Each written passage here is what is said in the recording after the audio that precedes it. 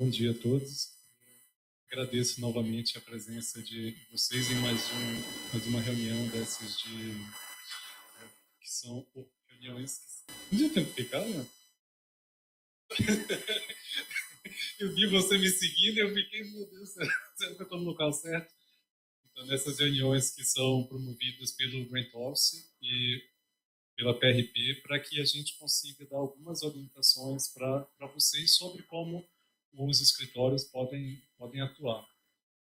Dando continuidade a essa sequência de apresentações sobre tramitação de convênios, hoje nós temos aqui o prazer de receber a Veridiana e o Kim para apresentar o ponto de vista da PG sobre o que pode ser feito nas unidades para melhorar a eficiência da tramitação desses convênios.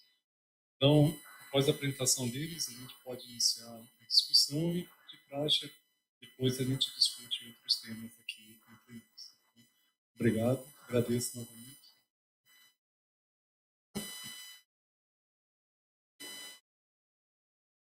Bom dia a todos. Está escutando bem, né? Obrigada, professor Caio. Obrigada ao Grant Office PRP pelo convite. Eu sou a Veridiana. Para os que não me conhecem ou só conhecem, né, por telefone, por e-mail, sou procuradora da área do consultivo. Esse ano completo meus 19 anos de Unicamp.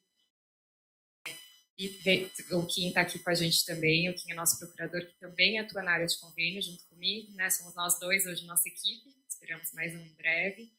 Então, eu queria agradecer a oportunidade, é um prazer. É muito bom a gente poder ter essa conversa, esse diálogo aqui. Né? Às vezes a gente só fala por telefone ou só escreve rapidamente no processo, mas não tem essa chance de ver vocês ao vivo, né? De conversar de fato. O que a PRP nos demandou, nos pediu, foi uma apresentação simples e rápida sobre os principais erros, as principais falhas que acontecem nos processos e que demandam voltar, retornar à unidade, enfim, retrabalho, e que podem ser, né, aprimoradas e solucionadas para que os processos fluam de uma melhor maneira e cheguem ao seu final, à sua conclusão mais rapidamente. Então, nós fizemos aqui uma apresentação, tentamos ser breves, né? Eu vou falar inicialmente sobre alguns tópicos, depois o Kim faz a outra parte sobre os erros mais formais. Né? Tentamos selecionar e peneirar ali na PG o que nós temos visto, as causas que nós temos notado que tem causado maior retorno dos processos. Tá?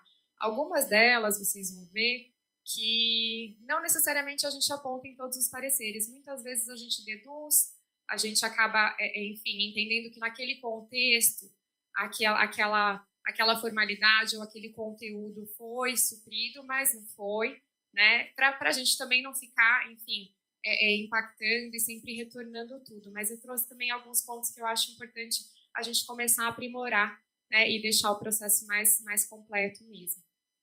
Então, o que a gente pretende abordar com vocês? Nós separamos aqui 6 pontos principais e o sexto tópico, que não é um só, são vários outros pontos referentes às formalidades. Tá? Então, a necessidade do envolvimento da Inova como NIT, o Núcleo de Inovação Tecnológica da Unicamp, lá no início da negociação, as questões referentes ao plano de trabalho, ao projeto elaborado pelos pesquisadores, um outro ponto referente às bolsas de estímulo à inovação, que já existem aqui na Unicamp desde 2020, né, mas que ainda os processos têm vindo muitas vezes sem as informações necessárias. O quarto item é o documento de apresentação da proposta, que é aquele documento inicial do processo, ou, né, da proposta de aditivo, de termos de rescisão, de encerramento.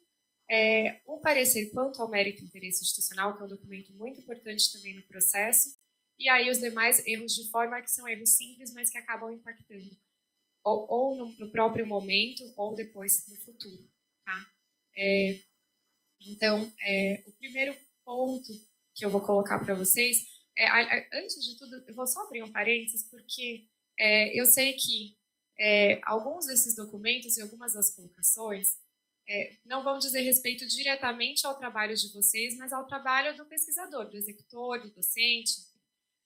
mas que, como vocês fazem, se auxiliam e fazem todo esse trabalho de preparação da documentação, eu estou trazendo para vocês também, porque é muito importante que vocês tenham esse conhecimento para poder também, né, auxiliá-los ou demandá-los com relação a esses itens, tá? Então, o primeiro ponto que nós colocamos é a questão do envolvimento do NIT. E eu quis trazer como primeiro, porque de parte dos nossos acordos, não são todos, tá? Mas a gente está tentando resumir aqui e cuidar do que do que tem sido mais frequente.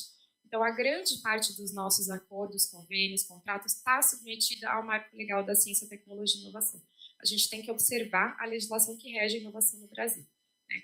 E essa legislação exige que o núcleo de inovação tecnológica, que o nosso é Inova, ele participe do momento de negociação com o parceiro, de formatação do instrumento, de avaliação sobre propriedade intelectual ou não, desde o início. E a gente ainda vê acontecer muito do processo chegar na PG, que então ele já passou em todas as instâncias anteriores, sem que o NIT tenha sido envolvido. Às vezes poderia ter uma propriedade intelectual que não foi negociada, enfim, ou às vezes ele era um contrato e não era um acordo, ou era um acordo e não era um contrato, e o docente, o pesquisador, acabou perdendo essa chance de ter o auxílio da Inova, mas também deixou de cumprir a legislação, né? Então, assim, nós sabemos que hoje a universidade não tem um ponto central de apoio, em geral, às parcerias e aos contratos, então não tem esse núcleo, essa célula, talvez venha a ter no futuro, né? Então, a nossa orientação é que sempre, havendo dúvida, consultem a Inova anteriormente. Primeiro momento, né, vou negociar um projeto com uma empresa, vou negociar um projeto com outra universidade, com outro parceiro, enfim. Peçam a assessoria da Inova, porque eles têm lá uma equipe de parcerias que tem esse conhecimento, que tem, né, esse know-how, para já identificar se está submetido à lei de inovação ou não. Eles têm lá as minutas específicas para cada ajuste da lei de inovação, e se não tiver, eles podem orientar, olha, aqui não precisa ter a participação do NIT, podem seguir, podem usar o modelo que a empresa ou que o parceiro ofereceu. Tem alguns modelos simples na página da PG, a gente ainda não tem um toolkit como a PG tem, mas a PG também tem só com relação à lei de inovação. Então, isso nós também temos lá na Inova, né? Mas, então, é muito importante sempre que a Inova esteja envolvida desde o início, tá? Bom, esqueci de passar o slide, mas o que a Inova ela deve atuar tanto na negociação quanto na avaliação das bolsas de estímulo à inovação. Então, desde 2020, né, desde a Resolução 75 de 2020, a Universidade regulamentou a possibilidade da concessão das bolsas de estímulo à inovação, que está prevista lá na Lei de Inovação. E nessa regulamentação, nessa Resolução 75, ela estabelece, assim como a lei, que o NIT precisa emitir um parecer sobre o enquadramento, sobre a adequação daquela bolsa. Ela, de fato, se enquadra como uma bolsa de estímulo à inovação, né? Então, a Inova precisa fazer o parecer dela com relação tanto ao ajuste em geral, quanto com relação à bolsa. Eu acredito que, muito pelo sistema que hoje é utilizado na Universidade, o CIAD, não permitir esse trâmite do processo pela Inova, nós temos recebido ainda vários processos que vêm só com o parecer da Inova com relação ao acordo, ao contrato, ao ajuste, mas não com relação às bolsas. Esse tem sido um motivo frequente de retorno do processo, para que a Inova, então, que a gente não consegue devolver, né? O sistema não permite que a gente devolva para a Inova, então ele volta para a unidade, para que a unidade possa, então, solicitar a Inova esse parecer. Tá? Esse é um documento essencial também. E aí, acho que eu já esqueci de passar esse slide, mas acabei já falando anteriormente, né, a questão das legislações. Eu queria até poder falar um pouquinho mais com vocês sobre isso, porque eu sei que vocês que atuam no apoio à unidade não necessariamente, e na maioria não devem ter formação jurídica, né? E o começo do processo, ele passa por identificar a qual grupo de legislações essa parceria ou esse contrato em qual grupo ele se enquadra, né? Então, mas de qualquer forma, volto para aquela orientação no sentido de que, havendo dúvida, né, sempre consultem primeiro a Inova, porque a grande chance é que se enquadre na lei de inovação. Tá? Então, esse é o primeiro ponto, a Inova. O segundo ponto é o plano de trabalho. O plano de trabalho é o projeto, que vai ser desenvolvido em conjunto pela Unicamp. E o terceiro, né, elaborado normalmente pelos executores, pelos pesquisadores envolvidos. E hoje, na PG, também é um motivo de retorno dos processos.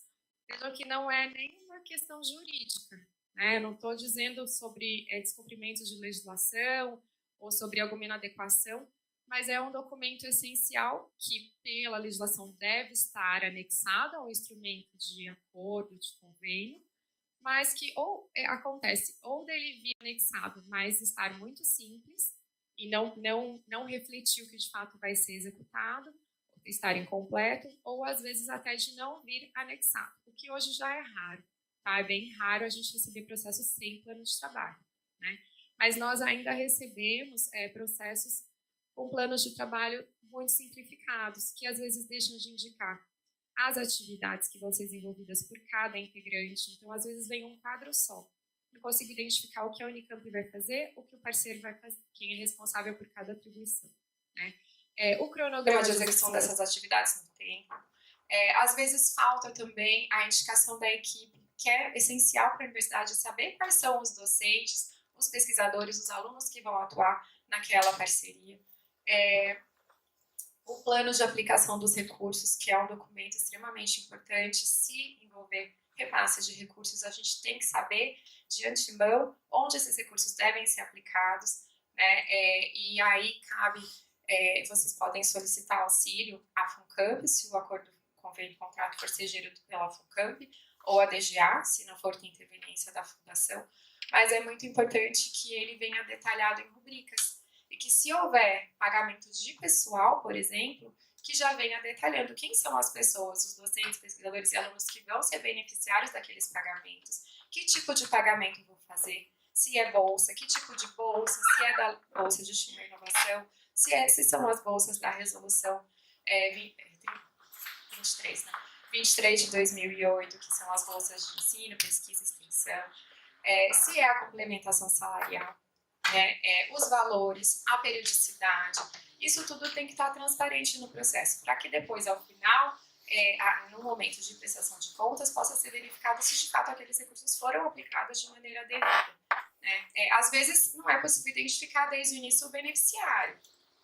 Os projetos da Petrobras, por exemplo, que eu acho que são bem emblemáticos, eles trazem um quadro enorme com identificação das categorias dos pesquisadores. Então, vai ter, né, docente, pesquisador, aluno de pós, aluno de graduação, enfim, mas precisa ter pelo menos a identificação do tipo de beneficiário, tá? Para que depois seja possível rastrear e prestar contas de maneira devida.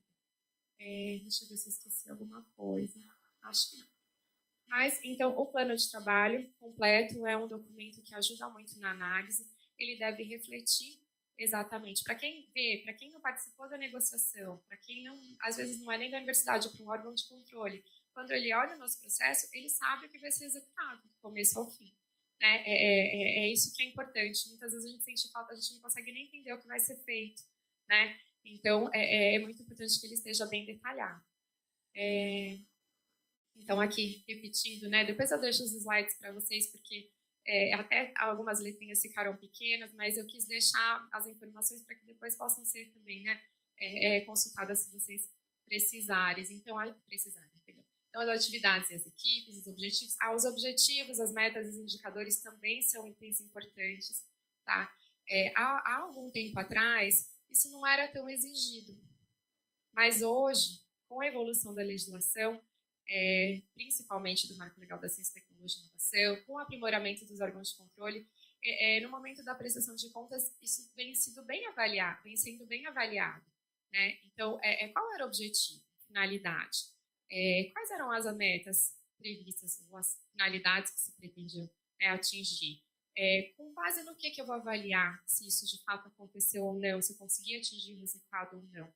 Então, é importante também que isso esteja lá no plano de trabalho. Né? O plano de aplicação dos recursos e as bolsas, que nós já falamos, mas a gente chama de destaque mesmo para as bolsas de estímulo à inovação, porque tem sido frequente a falta da documentação referente a ela. Então, por isso que eu fiz até mais um slide aqui, né, específico sobre as bolsas de estímulo à inovação. Elas precisam começar com o detalhamento pelo executor, no plano de trabalho, então, com todas aquelas informações que estão lá na Resolução 75. A Inova faz o seu parecer, e o parecer da Inova não é referente ao pesquisador, não é referente ao interesse institucional, mérito acadêmico, mas é referente ao enquadramento das bolsas na legislação de inovação, né? E depois o colegiado da unidade ou do órgão vai precisar também avaliar a concessão daquelas bolsas. Esse último tópico é o que a gente tem sentido mais falta, tá? O docente que vai propor o pagamento de bolsas, o pesquisador, enfim, ele deve indicar o valor e deve justificar. E o colegiado, ao avaliar, também precisa avaliar a questão da compatibilidade do valor que está sendo indicado, a questão da compatibilidade das atividades que estão sendo atribuídas àquele pesquisador bolsista, né, com a atuação dele na universidade, e depois, ao final, eles precisam deliberar, né, de fato está de acordo, aprova ou não aprova, e isso a gente não tem recebido, tá? O que tem acontecido na prática? A gente deduz que se passou na congregação, se estava lá no processo, isso foi avaliado. Mas para o processo administrativo não é bom deduzir, tá? Porque a gente precisa que os atos sejam motivados, né? Que todos os atos que sejam praticados no processo tenham motivação. E quando a gente deduz, a gente se fragiliza. Não é um item que a gente tem tido problema, então, com o volume de processos que a gente tem, com a celeridade que a gente sabe que as unidades e os órgãos demandam, para não prejudicar parcerias, a gente muitas vezes não devolve, a não ser que tenha algo discrepante, né? Mas é muito importante que isso passe a ser contemplado nas avaliações das unidades e dos órgãos. Né? Então, por isso que a gente trouxe aqui os critérios. Não vou passar um por um com vocês, porque senão a gente vai extrapolar o tempo, mas isso fica para a unidade ou para o órgão, e eles estão lá na Resolução 75 de 2020. O outro ponto é a ausência do detalhamento do plano de aplicação dos recursos, que a gente já deu uma antecipada ali quando eu falei dos itens do plano de trabalho, né? O que eu ainda não falei com relação ao custo da FUNCAMP, quando a FUNCAMP é nossa Fundação de Apoio Gestora dos Recursos, mas normalmente isso acontece e vem. O RCI, que é o ressarcimento da universidade, em regra vem, dificilmente a gente observa que não tem. Agora, as contrapartidas não financeiras, muitas vezes elas não vêm detalhadas. E esse é um ponto que a gente precisa também de mais atenção do executor, do pesquisador, quando for negociar com o parceiro. Contrapartida não financeira da universidade, que detalhe o que de fato vai ser aportado. Porque no momento de negociação, às vezes ele coloca ali, são tantas horas, eu vou aportar, então, recursos humanos, que são as horas do meu pessoal. Equipamentos, que são os equipamentos X, Y, Z que eu tenho lá. Mas não detalha, de modo que, no final, isso possa ser devidamente comprovado. Quando é um parceiro privado, quando é uma outra instituição de ensino, em que a prestação de contas não é tão detalhada, a universidade não tem problema com relação a isso, porque de fato aportou, de fato executou, chegou na finalidade, a gente acaba não tendo problema. Mas nós já tivemos problemas sérios com órgãos de fomento, financiadores, que vieram nos cobrar a prestação de contas, aporte de contrapartida não financeira 10 anos depois. Eu tive um caso emblemático que o executor estava aposentado já, ele veio muito bravo aqui, e eu falei, professor, mas eu não sei dizer qual foi a sua contrapartida, qual foi a contrapartida não financeira da sua unidade, né? E, no fim, a gente defendeu a questão também do tempo, né, do lapso temporal, que já não era mais possível resgatar aquelas informações, e o órgão de fomento não retornou mais. Eu acredito que tenha sido superado. Mas ficou um alerta para a gente, né? Como é importante que a contrapartida não financeira esteja também detalhada.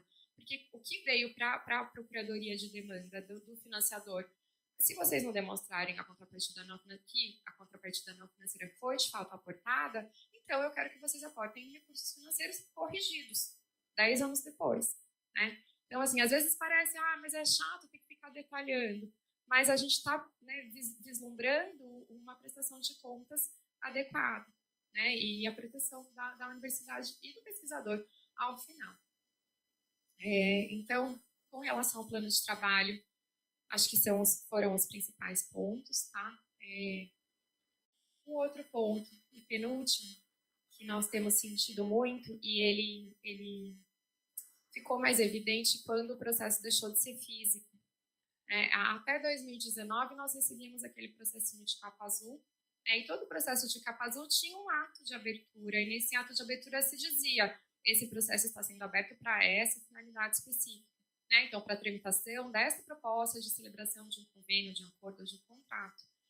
No momento em que o processo físico migrou para o virtual, esse documento ficou perdido.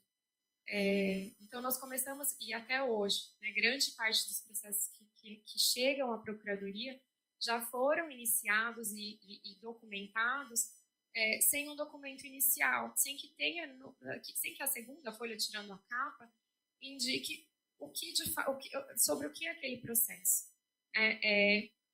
Então, eu costumo falar, o processo administrativo acabou virando um amontoado de documentos, e a gente tem que ficar andando naquele menu da esquerda do sistema que não tem a correlação com as páginas, então a gente fica lá procurando para entender que processo é aquele.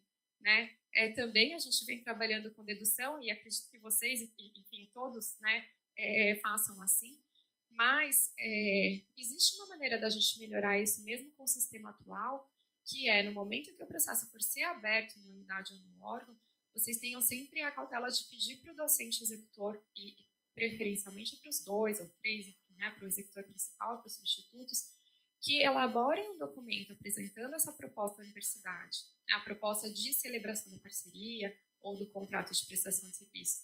Não precisa ser um documento extenso, formal, que vai tomar lá muito tempo dele, mas minimamente dizendo em que consiste a proposta, quais são as finalidades, aquilo agrega para a universidade, por que é importante, já mencionando se for ter pagamentos de bolsas ou de complementação. Quanto mais informações ele trouxer ali, mais facilmente qualquer terceiro que não participou daquele momento vai entender sobre o que aquele processo trata. Então, esse é um documento que hoje é muito raro vir em algum processo que nós recebemos lá. Então, o que a gente vê muito no documento, está escrito lá no menu, proposta.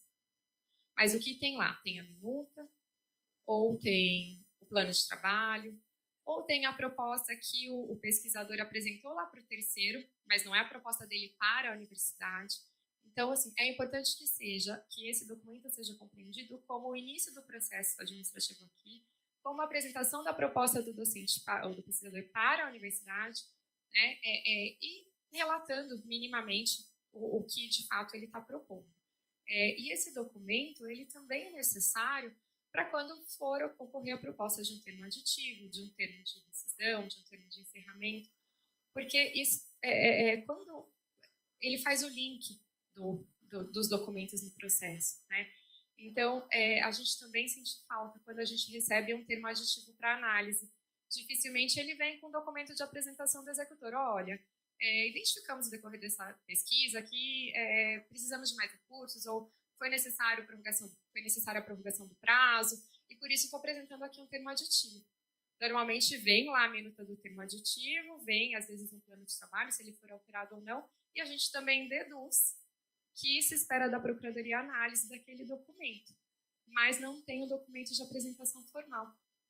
E esse documento é importante porque ele traz a justificativa, ele traz o motivo do docente. Então, para um termo de prorrogação, qual é a justificativa? Muitas vezes não tem, a gente deduz, não deu tempo de executar o projeto, ou decidiram, então, executar num cronograma mais extenso, mas é muito importante que exista esse documento também. Tá? Então, esse é um documento que tem faltado e que, embora muitas vezes a gente não retorne o processo para a unidade, ele faz com que a nossa atuação na PG, eu imagino que também, acho que é mais na PG até, do que na PGA, enfim, atrase, porque a gente tem que ficar folhando, buscando lá no processo o que está sendo proposto. Tá? Então, aqui eu trouxe também o conteúdo obrigatório, enfim, desejado do documento de apresentação da proposta. Já falei com vocês não vou passar novamente por todos eles, mas fica para o material. E o último ponto que eu vou falar é com relação ao parecer quanto ao mérito e interesse institucional.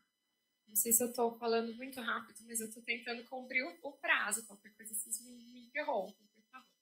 Tá? O parecer quanto ao mérito, ele é a avaliação da unidade ou do órgão sobre a conveniência e oportunidade de se celebrar aquele acordo, aquele contrato, aquele convênio. É um documento muito importante também para o processo. É com base nele que a CAC, que a CEP vão deliberar, e é com base nele que o reitor vai decidir ao final, assina ou não assina. E o que a gente vem sentindo muito e vendo, né, nos processos é que muitos pareceres quanto ao mérito interinstitucional, eles não têm essa deliberação lá do colegiado da unidade, do colegiado do órgão, ou que seja, tem órgão que não tem colegiado, né, da autoridade máxima ali. Ele não está avaliando se aquela proposta é de interesse da universidade, se tem interesse institucional, interesse público envolvido. Ele não está avaliando se existe um mérito acadêmico, se aquelas atividades estão de acordo com a atuação do docente, do servidor na universidade. Ele traz só um resumo do objeto. Então, mais uma vez, a gente deduz. Tem aqui um resumo, deliberaram, aprovaram, então, de fato, há interesse institucional, porque está lá escrito. E há mérito acadêmico. Mas ele não menciona que, de fato, esses tópicos foram deliberados. Então, eu trouxe aqui também, né? O que se avalia quando se avalia o interesse institucional? Está de acordo com as finalidades da universidade, aquele projeto? Está em consonância com o plano estratégico da universidade? Contribui para o desenvolvimento científico e tecnológico? Faz sentido essa cooperação, essa prestação de serviços para a universidade? Tem um impacto social, econômico positivo? Enfim, isso não está acontecendo no momento. Quando acontece, ontem mesmo eu peguei um processo que tinha um parecer ótimo. Até pensei, vou escalar e vou trazer, mas não dava mais tempo. Acontece, mas é muito importante. Às vezes a gente fala, parece, mas é uma formalidade, é uma burocracia. Não, é a motivação. A motivação é um dos principais requisitos do ato administrativo, então ele precisa estar no processo. Tá?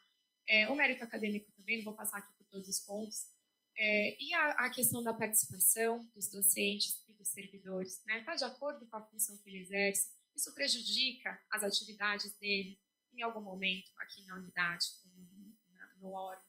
Está compatível com o regime de trabalho que ele tem? Então, assim, a gente tem sentido que isso não tem sido manifestado. Não sei se tem sido visto. A gente quer crer que sempre tudo é analisado, né? Até porque a gente não costuma ter muitos problemas. Mas o ideal é que isso esteja manifestado, porque os demais, qualquer terceiro que tenha acesso àquele processo administrativo não estava presente lá na reunião para saber o que de fato foi deliberado. E até a questão da infraestrutura, porque alguns projetos demandam o envolvimento de uma estrutura grande da unidade ou do órgão, e muitas vezes isso passa. Não se considera, não se pesa, não se avalia, ou se avalia também não é manifestado. Tá? Então, aqui trouxe uma sequência sobre como o parecer pode ser bem estruturado. Né? Então, ele tem que ter a identificação, a avaliação e uma conclusão, não um mero resumo do projeto, do processo. E aqui a síntese desses. Fui eu, na verdade, que segui aqui a demanda do Grant Office. Até falei, professor Caio, fiquei um pouco encabulada, porque eles pediram erros e a gente colocou aí, parece que a gente está apontando. Mas não é esse o intuito, né? O intuito é trazer os pontos mais que a gente considera que podem auxiliar vocês nas atividades, né, cotidianas, e também no auxílio aos docentes pesquisadores, para que os processos venham mais redondos e que a análise possa ser também mais célere, não só pela PG, mas pelas demais instâncias também. Tá bom? Eu vou passar agora para o Kim. Eu não sei se vocês preferem fazer perguntas antes, ao final. Ao final? Então, tá bom. Então, é isso.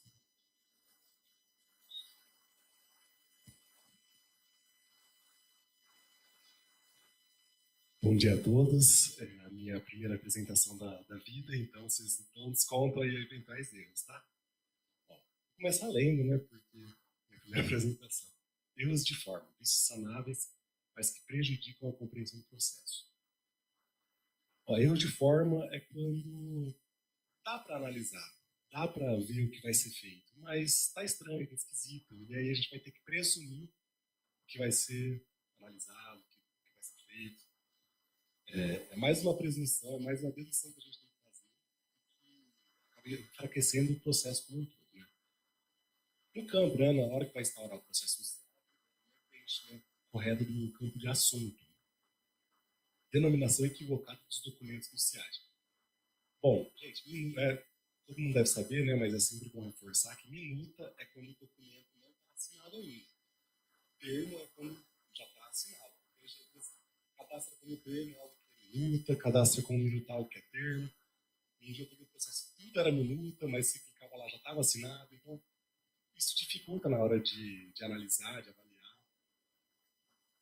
Forma inadequada de produção e inserção de documentos, tramitação do processo sem despacho de encaminhamento adequado. Tem que ser muito claro aqui é que o processo ele não pode ser um amontoado, igual a Veridiane falou, o processo não pode ser um amontoado dos documentos que, bom, vou pegar aqui o documento que está escrito aqui, ó, apresentação de proposta, vou colocar tudo lá e mandar para o PG para analisar. Não, sobre o que é esse processo? Ao final do processo, coloca um despacho de encaminhamento. Encaminha o APG para a análise do acordo da minuta do acordo de cooperação, documento tal. Muitas vezes, gente, também um erro acontece muito, é que às vezes tem uma primeira versão da minuta. Acordo de cooperação, Unicamp, uma instituição privada. A primeira versão, ela continua sendo negociada entre o pesquisador e a instituição, gerou uma segunda versão, isso o processo correndo, né? Aí vai sendo juntado o parecer de mérito, aprovação do departamento, aprovação da congregação, resultou uma nova minuta. Junta lá a nova versão do minuto, versão 2. O processo vai para a Inova, tem um parecer da Inova, aprovação da FUNCAMP. Ah, surgiu uma terceira minuta, junta lá, terceira versão do minuto. A hora que vocês vão encaminhar isso, a hora que vão encaminhar o processo para a PG, não fala qualquer minuta. Presume-se que é a terceira, mas vocês entendem que são tantas presunções do processo que a gente... É a final? Tá bom. E aí, imagina, analisar a final, leitura assinar a terceira versão do minuto. Ah, não, era a outra, sabe? Então, vocês têm que conversar mais com a gente no processo. A gente quer ouvir, sabe? Falem com a gente, o que está acontecendo? Ó, negociamos uma primeira versão, não foi essa, foi a segunda, foi essa. Falem pra gente. Preenchimento do assunto no CIAD. O assunto deve ser preenchido com as informações resumidas do objeto do processo. Então, não deve ser uma cópia da parte de cláusula do objeto. Tá lá, o objeto do acordo. A execução conjunta do projeto de pesquisa X. Isso não é o objeto, né, para fins de CIAD. Né? O CIAD, você vai colocar, é o acordo de cooperação Unicamp e Petrobras. O assunto é esse, não é? Sabe? E não faz o copia e cola ali no CIAD. Denominação dos documentos, né? Então a diferenciação de termo já é minuta assinada, minuta é analisada. Acho que lá tem as classificações que ou é uma informação ou é um parecer, né, para documentos genéricos. Sempre ficar muito atento a isso.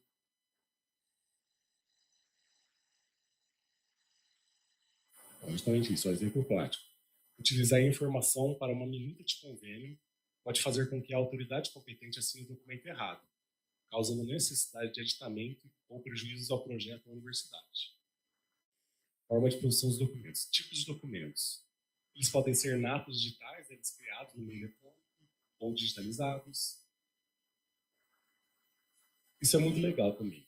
Equivalência ao processo físico. Gente, o processo eletrônico ele é o processo físico na forma eletrônica. Né? Então, o primeiro documento tem que ser o documento de apresentação da proposta, porque a partir desse que vai ser, a gente vai ver o que vai acontecer naquele processo, qual é o objeto do processo.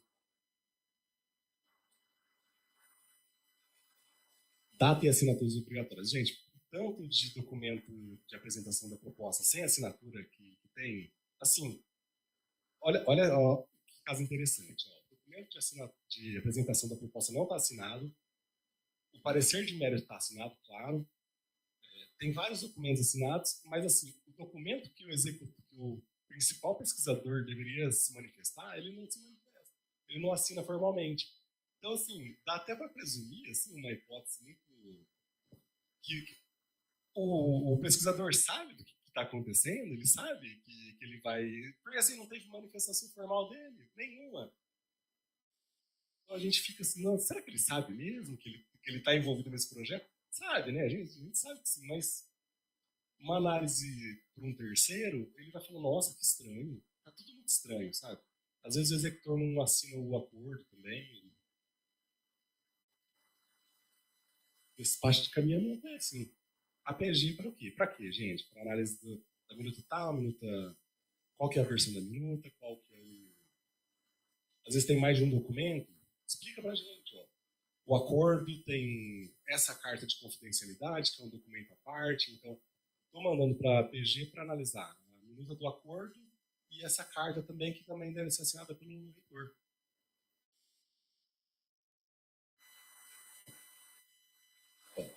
Esse eu vou ler inteiro porque é o fechamento perfeito. A formalização correta protege a universidade e viabiliza a parceria.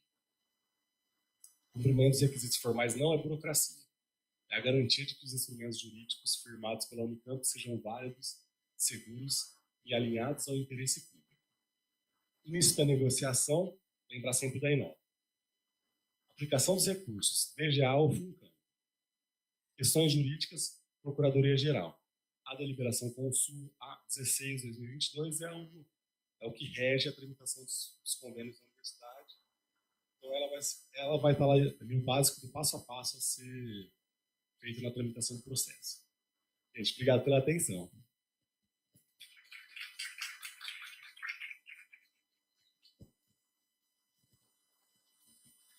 Eu agradeço ao Kim e a Veridiana pela apresentação. E agora está aberto a perguntas, dúvidas. Não fiquem tímidos.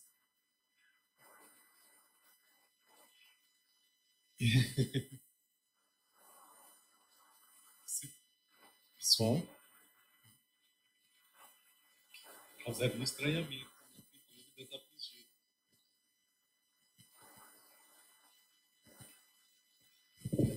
Bom dia, meu nome é Amanda, trabalho no DECRI e sou nova aqui na Unicamp, considerando, por exemplo, a minha colega tem 40 anos de Unicamp. E eu estou acompanhando os primeiros convênios que a gente está fazendo lá e tem me surgido muitas dúvidas, porque a deliberação Consul 16, ela é muito enxuta. Ela não especifica tudo isso que vocês estão trazendo para a gente hoje. Esses slides aí, eles valem ouro. Porque, por exemplo, uma das coisas que foi falada aqui é a diferença entre minuta e termo, que minuta não é assinada e termo é. Não fazia ideia. Isso que eu tenho informação jurídica, não fazia ideia. Então, tem algumas coisas assim, não é nem... A gente encaminha o processo, não é nem por falta de disputa, porque realmente a gente não sabe o que tem que trazer. Então fica meio confuso, fica difícil para a gente e para vocês também, que tem que ficar vai e volta, e a gente só vai saber o que realmente precisa no curso e quando é devolvido. Então eu queria saber se tem algum lugar, eu já naveguei ali no site da PG, enfim, atrás dessas informações mais específicas, do que precisa, por exemplo, esse documento de apresentação. Não tem na deliberação Consul que precisa, eu acredito que não sei. Mas algumas coisas assim, por exemplo, no nosso caso, precisa passar pela COSEM, também não especifica que no caso de núcleos precisa dessa assinatura, então vai e volta, e aí realmente fica muito ruim de navegar pelo processo, que não fica naquela sequência lógica, né, que o documento de apresentação tem que ser o primeiro. E aí eu queria saber se tem algum lugar que especifica isso, porque eu tentei descobrir as coisas assim sozinha e meio que não tenho conseguido. Enfim, é isso. Obrigada. Obrigada pela pergunta, totalmente pertinente. De fato, não há um manual, não há um e não há uma única legislação, né? O que você está sentindo falta é o que a gente chama de direito material, é o conteúdo, né? A deliberação, ela seria o direito processual. Ela fala como o processo tramita na universidade, como ele deve ser constituído e como ele tramita na universidade. Mas ela não traz realmente o conteúdo, né? Nós estamos, assim, é um sonho já de muitos anos, mas infelizmente não temos equipe suficiente ainda, né? Agora, desde que o Quinta Equipe já vai fazer 2 anos, nós estamos começando a engatinhar, e com a ajuda da IA, né? Estamos começando engatinhando ainda nesse desenho de um manual para auxiliar, tá? Porque a gente entende que é difícil, diferentemente das outras áreas, por exemplo, licitações. Existiu uma lei, existem inúmeras publicações. Né? Quando a gente fala de parcerias, a gente está falando de diversas legislações, diversas realidades, não existe um único diploma legal, não existem manuais. O que existe hoje publicado de direito administrativo é muito pouco e normalmente é mais voltado para o jurídico mesmo, né? E a gente sente, a gente sofre, a gente sente as dores de vocês, assim, por isso que a gente está tentando elaborar esse manual, né? Mas no momento não há. E também a gente tem pedido, né, assim, conversado, conversamos também na época da campanha anterior, e nem foi essa, do professor Tom Zé, sobre a necessidade de que tenha na universidade um ponto de apoio geral para vocês, né? E por isso que a gente sempre recomenda a Inova, tá? Porque não é só a Inova, né? Nem todas as parcerias são lei de inovação, mas pelo menos eles conseguem já dar um norte nesse início para vocês. O que a gente tem lá na APG são os principais grupos de legislação, tá?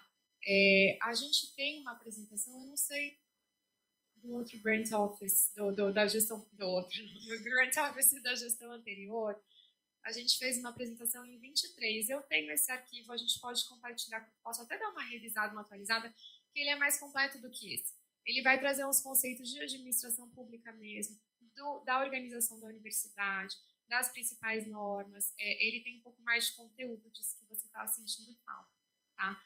E assim, a gente da APG, embora a gente não consiga fazer análise prévia, embora a gente não consiga fazer reunião para tudo, mas sempre que vocês tiverem dúvidas relacionadas assim, não sei por onde começo, não sei onde se enquadra, estou com um caso peculiar aqui que nós nunca fizemos antes, a gente está à disposição para orientar, tá bom? A gente sempre atende, às vezes é só telefone mesmo que dá tempo, enfim, às vezes a gente pede, manda por e-mail, daí, dependendo do que vem no e-mail, se é muito complexo, a gente pede uma consulta formal, às vezes leva um pouquinho mais de tempo, mas é necessário, mas, enfim, infelizmente, ainda não temos, mas estamos em vias de.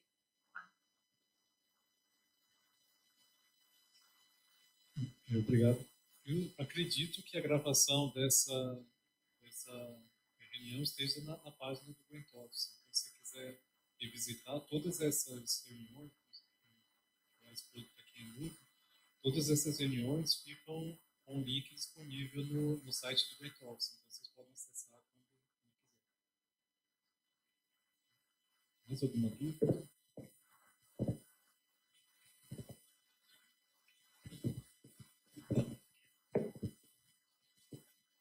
Oi, bom dia, meu nome é Patrícia. De fato, essa apresentação vale ouro mesmo, porque tem muita informação que a gente não tem. A gente consegue vislumbrar um pouco uns modelos, algumas coisas orientativas, né, da apresentação de vocês para os docentes. A gente tem algumas informações que também é difícil passar para os docentes. A gente vê em várias instâncias que os docentes reclamam, que demora muito, que não sei o quê. Mas, geralmente, os erros começam lá com eles, de não fazerem todos os documentos, né? A gente faz um esforço interno de orientar, mas nem sempre também é possível, né? Mas eu acho que com modelos fica mais fácil. Eles pedem muito isso. Você tem um modelo disso, tem um modelo daquilo, né? E uma das coisas que a gente tem muita dificuldade até para orientar é em relação ao exercício simultâneo. Porque, em alguns casos, pede, mas não está obrigatório lá na lista de documentos, nem sempre tem complementação salarial, e aí muitos docentes entendem que o exercício simultâneo, ele substitui um convênio, um acordo, ou uma prestação de serviço. Então, a gente aqui no IMEC, a gente está com muita dificuldade Queria que vocês explicassem um pouquinho sobre isso, o que a gente pode considerar. E mais uma pergunta, assim, de ordem prática. A gente tem um problema que a gente vê, quando vocês devolvem para o executor com alguma dúvida, a gente tem que passar de novo pela Enova, de novo pela Funcamp. Tem alguma forma de mudar isso que a gente fica no telefone? Pelo amor de Deus, passa para frente, para ser mais rápido para chegar de novo em vocês. Tem alguma possibilidade de mudar isso no sistema? Obrigada. Obrigada pelas perguntas ótimas. Eu vou começar de trás para frente. Com relação ao sistema, essa também é uma demanda nossa, tá?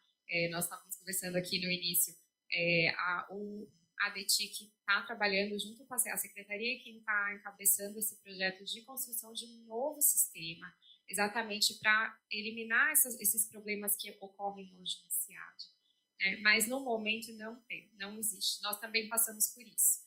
É aquele liga e dá um forward, né? Vai para o próximo. A gente não consegue. Quando o sistema passou da CGU para a DGA, nós fizemos várias reuniões pedindo que o processo pudesse sair do trilho, porque não é um processo único, igual para todos os casos. Mas eles falaram que o sistema foi construído de uma forma que não tem como ramificar e nem passar direto pelas instâncias. Então, infelizmente, no momento, tem que ter toda enfim, né, esse trabalho paralelo de ficar ligando e pedindo. Mas estamos otimistas que agora vai sair um sistema que vai funcionar. E com relação ao exercício simultâneo, é o seguinte, a deliberação anterior, eu já esqueci o número, 12 de 2020, enfim, a deliberação anterior a 16 de 2022, ela previa ainda a necessidade de deliberação dos conselhos dos departamentos. Tá? Isso vinha desde muito tempo, a 50 de 2013 também previa, enfim. E havia uma reclamação muito grande dos docentes, dos servidores, né, dos pesquisadores, dos executores, de que demorava muito na unidade para tramitar um processo. Então, a solução que foi proposta, eu nem participei naquele momento, assim, mas a solução que foi proposta foi tirar essa instância obrigatória do conselho dos departamentos. Tá? O que aconteceu quando tiraram do conselho? Quem avaliava o exercício simultâneo era o conselho. Então, qual foi a solução? Colocar na deliberação atual que não passa mais pelo conselho, mas isso não dispensa da obrigatoriedade de aprovação do exercício simultâneo. E aí tem lá no artigo 2º, 3º, 4º, enfim, tem na deliberação nova, na atual, que o docente precisa, em algum momento, juntar ao processo essa aprovação que deve ocorrer antes do exercício simultâneo de fato, antes do desenvolvimento das atividades. E isso acabou ficando um pouco solto. A gente, de fato, não vê isso acontecer nos processos, né? Eu não sei como a CPDI tem tratado também isso, seria até bom, é uma boa pergunta para a gente lembrar, isso eu já até coloquei lá para o próximo sistema, né? Esse link do exercício simultâneo. Em alguns processos, a gente vê que ele já vem para a PG com a deliberação referente ao exercício simultâneo com autorização, acho que o docente corre em paralelo, depois junta no processo, né? E é raro a gente ver a juntada posterior. Então, o que acontece é que ele deve ficar, eu não sei onde fica para você, não sei se fica, foge um pouco da minha área, não sei se fica no processo de vida funcional, assim, mas não tem sido de fato documentado no processo, tá? Mas o fato de ter se alterado essa tramitação, né, de não passar mais no conselho, ele não interferiu em nada na obrigatoriedade da aprovação, tá? Da obtenção da aprovação do exercício antes de fato da execução das atividades. Continua a mesma regra, tá? Da deliberação com sua 2 de 2001, que é a que regulamenta o exercício simultâneo de atividades. Então, ela continua sendo necessária, tá?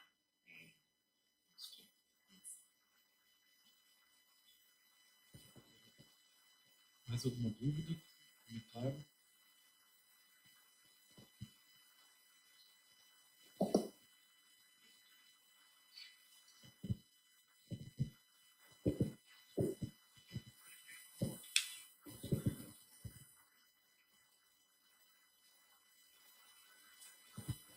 Oi, eu sou Raquel Bebê.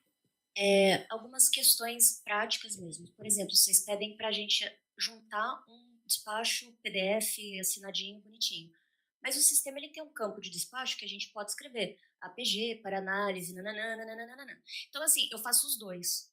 Eu acho meio desnecessário. Se já tem o campo no sistema que prevê o despacho, por que eu tenho que copiar o que eu escrevo no campo no despacho em PDF que eu tenho que juntar no processo? É que isso, os convênios eles estão no CIAD ou no CIGAD, né? Só que na Procuradoria a gente tem um sistema que chama trâmite. Ele organiza muito melhor o processo e, na verdade, o que vale é o processo, né? O sistema ele é um meio pelo qual tramita, mas o que está no processo é o que vale no índice. É isso. Inclusive estava na apresentação, eu acho que fui eu que passei rápido por isso, né? Mas o processo é o que vale. Um dia eu lembro que eu tive uma unidade que um convênio falava de uma data efetiva, uma data X, e no sistema estava uma data Y. E o servidor falava assim, não, mas o sistema está na data Y, essa que vale. Então, não, o que vale é, gente, o que vale é o convênio, é o que está escrito, é o que está no processo, não é o que está no sistema. O sistema é uma organização nossa só. Então, a gente pede assim para... E aí uma outra questão é que, por exemplo, o CIAD ele nasce anteriormente a gente ter o acesso ao CIGAD que a gente tem hoje em dia. Qual é a real necessidade do CIAD se a gente poderia fazer isso tudo pelo CIGAD e evitaria todos esses problemas de eu não consigo devolver para a Inova, eu tenho que mandar... Se a gente pudesse tramitar como a gente tramita qualquer processo pelo CIGAD, e aí, assim, teria a apresentação da proposta, os documentos obrigatórios, conforme está na deliberação. Seria uma coisa muito mais simples e de trâmite muito mais rápido, porque a gente ia conseguir mandar direto para onde a gente precisa. Se tivesse que fazer uma consulta PG, em vez de abrir um dossiê paralelo, poderia estar dentro do próprio processo e ficaria tudo junto. Então, por que não usar o CIGAD que já existe e permite esse tipo de uso? Essa não é uma decisão nossa, tá?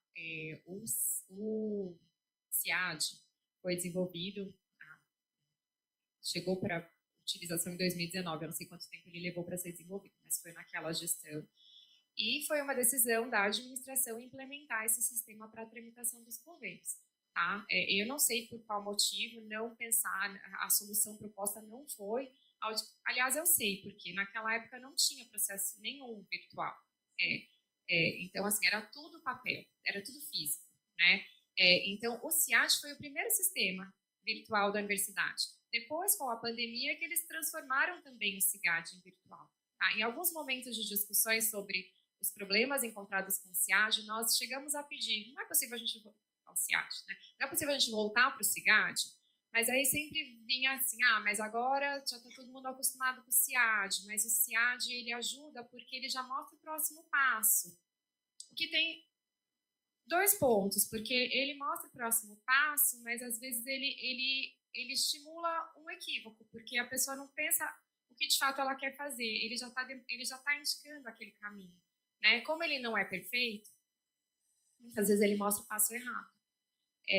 Então, por causa disso, é que está sendo desenvolvido um novo sistema. Tá? Mas eu concordo com você. Eu acredito que se tivesse sido nos mesmos moldes do CIGAD para os processos virtuais, o nosso processo administrativo estaria mais bem estruturado. Tá? E aí, voltando na sua pergunta, quando a gente fala de processo administrativo, que é um documento formal da administração, o que a gente considera é o arquivo em PDF. Então, assim, o resto é informação do sistema. Se você coloca lá na caixinha, naquela guia lá de movimentações, APG ou ASG, enfim, quando você faz o download, aquela informação não aparece. Por isso é que o despacho tem que ser incluído e assinado, porque ele vai compor o processo administrativo.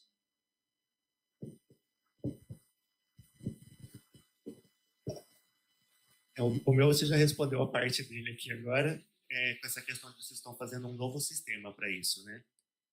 Pegando um exemplo que a gente tem na DGA, que é o portal do solicitante agora, que é para planejamento de compras. E ele tem gerado os documentos a partir daquilo que a gente insere no sistema. Então, a gente insere no sistema demandas, valores, etc. E ele já gera esse documento padronizado para a gente. Acho que é uma boa, talvez, para resolver essa questão de A gente colocar uma informação no sistema, mas também tem que colocar um PDF com a mesma informação. Acho que é uma coisa que dá para pensar em aproveitar nisso aí também.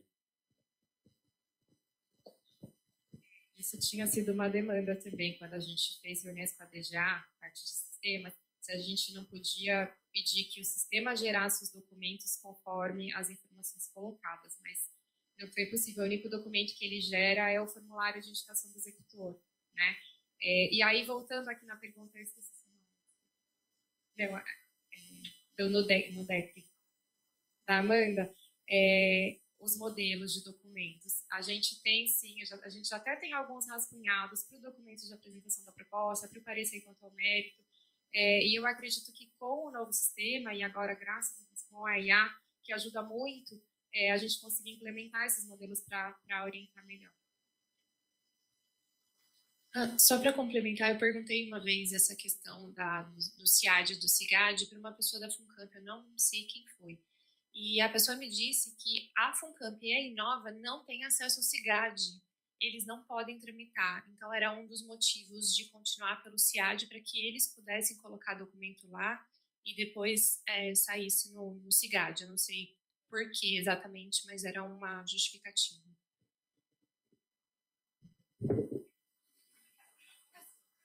Eu não sei se eles, na verdade, eu não sei se eles têm hoje também, porque pelo que a gente sente, os documentos da Inova são juntados na unidade. E da FUNCAMP, eu acho que também. Mas, enfim, Talvez, não sei, seja pela natureza privada da FUNCAMP, não sei.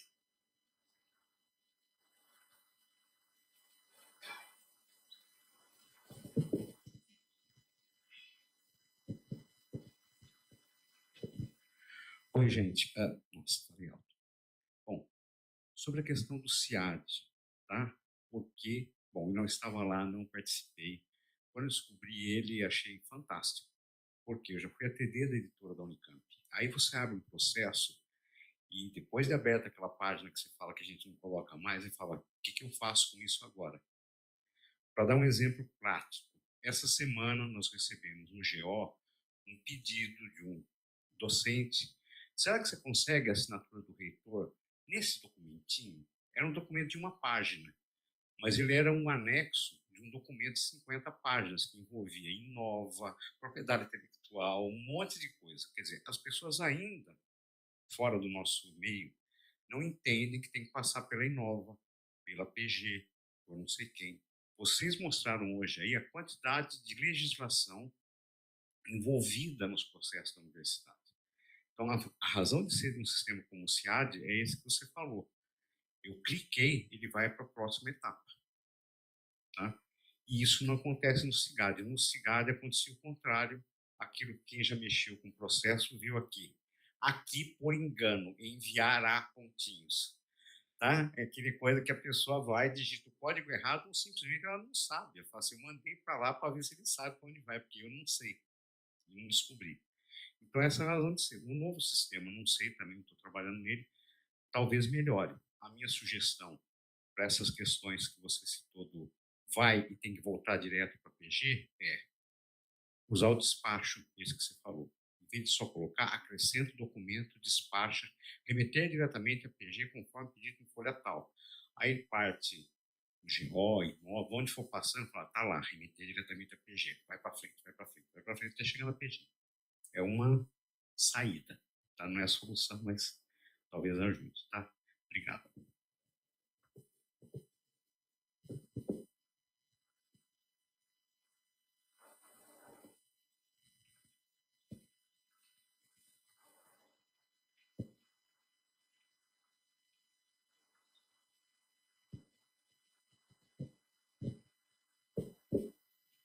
Oi, eu sou Mariana do Grant Office da PRP, para quem não me conhece ainda. Uma das dúvidas que apareceu e que a gente recebe bastante é quando a unidade tem que fazer uma consulta ao PG antes do início do trâmite, para saber, ou antes do trâmite CIAD, né? Vamos pensar assim, antes da abertura do convênio. Qual é a forma mais adequada da unidade encaminhar isso para vocês? não existe uma forma única, assim. O que costuma acontecer? Às vezes a pessoa liga, olha, estou com essa dúvida. A gente fala, tranquilo, dá para responder por telefone. Ou não, você pode me mandar um e-mail? E às vezes com o e-mail a gente fala, isso precisa de uma análise, de um parecer mesmo, de uma análise jurídica mais aprofundada. E aí a gente pede para enviar pelo CIGAD como uma consulta prévia. Então, assim, vai depender muito do caso a caso, não tem uma resposta única. Mas a gente tem um e-mail de convênio, que hoje ele é usado mais para pedidos de urgência, né? Mas ele está lá, é convênio@pg.unicamp.br. A gente também recebe, às vezes, demanda assim, né? Olha, eu não sei, acontece bastante. Mudou o diretor da empresa, eu preciso tramitar tudo de novo? Não, pelo amor de Deus, ainda bem que você me mandou um e-mail.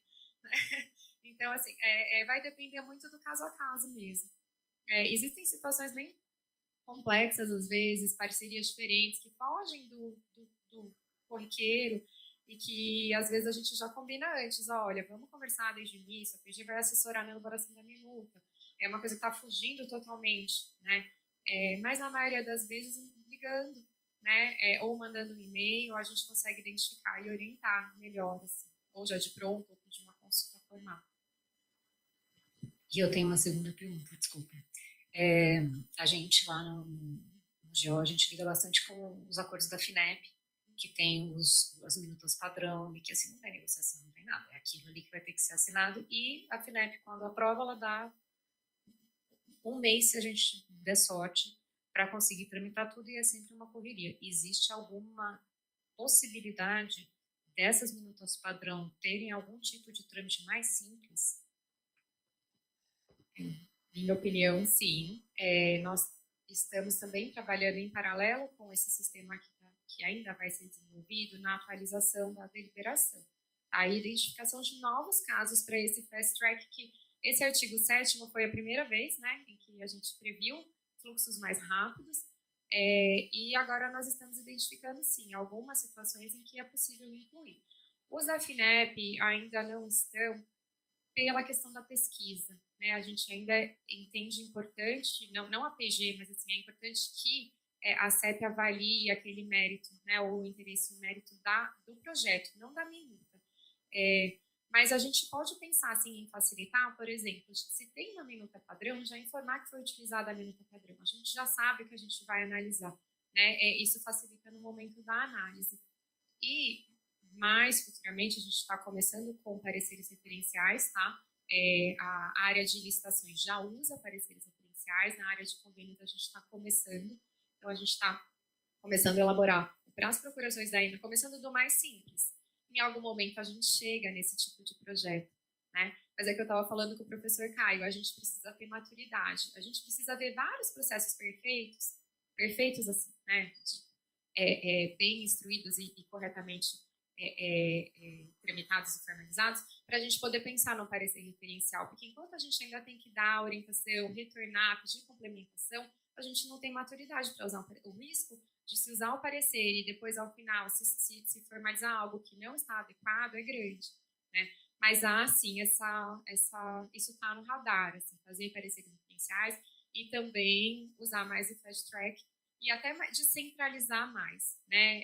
Essa também foi a primeira deliberação, a 22, 16 de 22, que previu delegação de competência. Antes, tudo era um reitor, né? Então, agora a gente já tem tido também, o Adério nos procurou, mas às vezes nosso diretor está viajando, quer assinar um MOU, não pode, tem que ser o reitor, sabe? Então, vamos incluir uma delegação de competência para o diretor, né, executivo de Relações Internacionais poder assinar também. Então, assim, o que vocês tiverem de sugestão, o que vocês identificam no dia a dia de vocês, também é bom que vocês comuniquem com a gente, né? Ou com as outras instâncias que também participam dessa tramitação, que a gente vai anotando e vai aprimorando.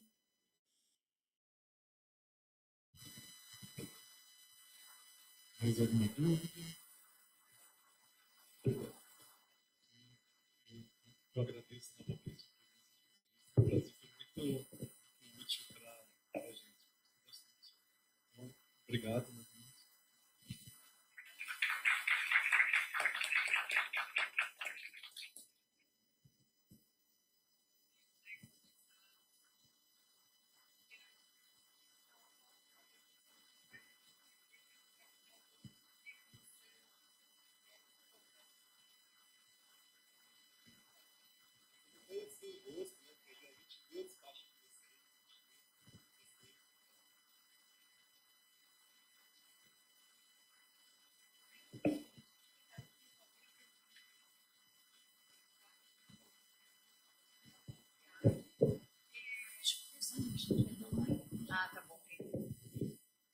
Só um comentário com relação ao CIAD.